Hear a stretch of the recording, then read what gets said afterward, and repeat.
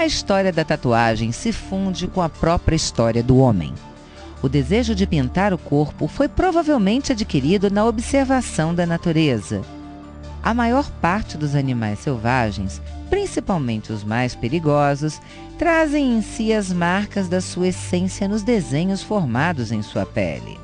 Este talvez tenha sido o início do interesse do homem pela tatuagem, ainda na era primitiva. Através da arte pré-histórica, podemos encontrar vestígios da existência de povos que cobriam o corpo com desenhos.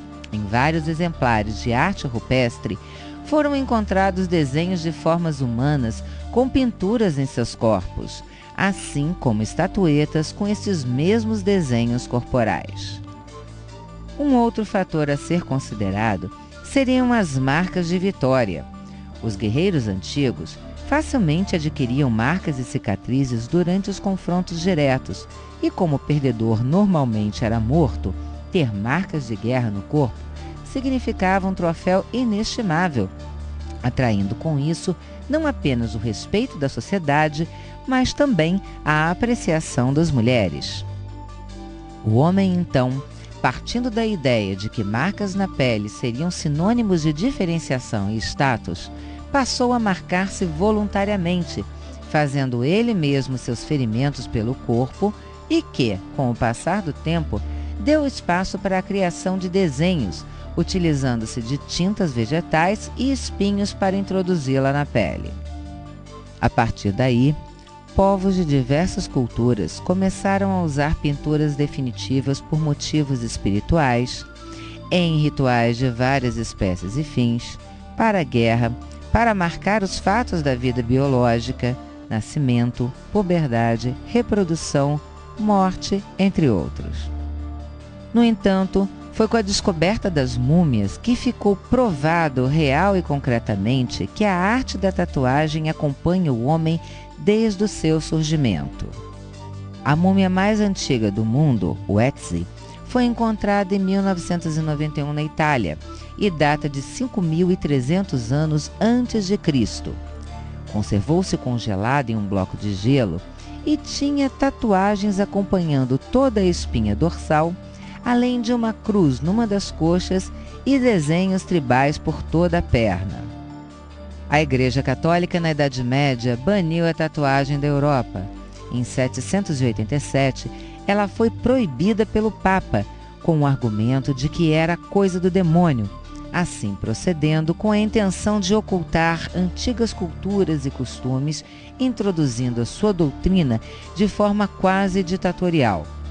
Qualquer cicatriz, má formação ou desenho na pele não era visto com bons olhos e poderia significar alguma simpatia pelo demônio ou seitas satanistas. Após anos sendo usada apenas em grupos marginalizados e fechados, a tatuagem foi reintroduzida na Europa em meados do século XVIII, com as explorações que colocaram os europeus em contato com as culturas do Pacífico. Os primeiros a adotá-las foram exatamente os marinheiros, que marcavam no seu corpo não apenas os fatos importantes em sua vida, como também a saudade daqueles que ficavam em terra firme. A palavra tatuagem origina-se do inglês tattoo e foi descrita pela primeira vez pelo capitão James Cook. A partir de 1920, a tatuagem foi ficando mais comercial, mas durante muitos anos esteve associada a grupos socioeconômicos mais baixos e segmentados, como os marinheiros, as prostitutas e os criminosos em geral. Durante a Segunda Guerra Mundial, na década de 40, Hitler manda tatuar números nos antebraços de judeus em campos de concentração, numa clara atitude de humilhação e rebaixamento da dignidade humana. 30 anos se passariam até que a classe artística começasse a resgatar os princípios estéticos da tatuagem e a tirassem da marginalidade. Inicialmente, no final da década de 60 e início de 70, foram os roqueiros e os motociclistas que adotaram a arte no corpo para ressaltar suas paixões e sua fidelidade ao grupo, mas ambas as categorias também não eram bem vistas pela sociedade. No final da década de 80 e início de 90, artistas e modelos passaram a ostentar símbolos e frases de amor em seus corpos, e um número cada vez maior de pessoas passou a fazer tatuagens com os mais diversos fins. Hoje a tatuagem já faz parte do nosso dia a dia. O que era proibido para profissionais de moda, atores de televisão e cinema até a década de 80, hoje é lugar comum.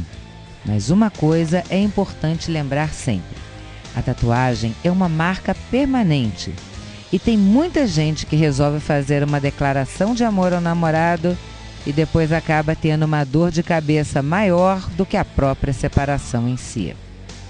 É o caso das atrizes Viviane Araújo e Débora Seco. Os amores terminaram, mas a dor de cabeça para a retirada dos nomes dos consortes permanece até hoje. Um outro fator que deve se levar em consideração é o envelhecimento natural que todos passamos. Uma bela tatu pode perder todo o seu viço se a pele estiver flácida e enrugada. Mas tem gente que mesmo assim não desanima e continua a tatuar o corpo. E o amor por esse tipo de arte é tanto que o limite parece não existir. E aí surgem as verdadeiras obras vivas, de gosto às vezes duvidoso.